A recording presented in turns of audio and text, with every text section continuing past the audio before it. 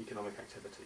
It's really that simple, and I don't think that means that we have to move into a world of sort of reducing consumption and wearing sandals and those kinds of stereotypes, at least, which is one of the reasons why there's been such resistance to this, and why there's still so many skeptics out there who are desperate to believe that it's sunspots or whatever the latest fad is for some alternative explanation, because they are scared of the implications of political or economic implications. I mean, basically, in America, if you're going to be on a right-winger, you can't believe in climate change, because it's thought that this is a socialist project to reduce economic consumption and to bash the American economy and so on and so forth. Well, actually, if we can make the case from a right-wing perspective that we still need to solve this problem, but we can do it through free markets, we can do that then I think is a much more interesting way to have the discussion, because this is a problem that humanity has to tackle with all of the tools at our disposal.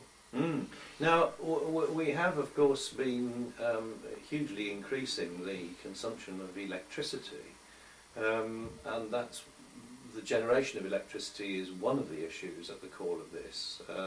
And one very controversial issue that's now being debated again is the question of nuclear power and replacing coal-fired power stations with nuclear power stations.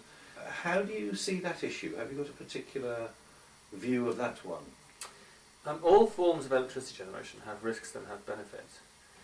Coal-fired power stations obviously have the immense risks of destroying the world's climatic stability, so that puts them top of the don't-do list. Gas isn't very much further down. And in terms of safety, the coal mining industry loses thousands of people's lives per year in accidents and so on and so forth. So if you look at them on a straightforward lives lost per kilowatt hour basis, coal comes out by far the worst, way worse than nuclear. The numbers of people who have been killed in nuclear accidents, even including Chernobyl, have actually been very small, in the hundreds or 200s. So I think we need to look at this in a more dispassionate way than people are accustomed to doing so. And of course there's risks or at least there's disbenefits for renewable technologies too. I mean, there's a lot of people out there who detest wind turbines. I don't share that view. I think we should see a dramatic upscaling of the amount of wind generation, even onshore in the British Isles.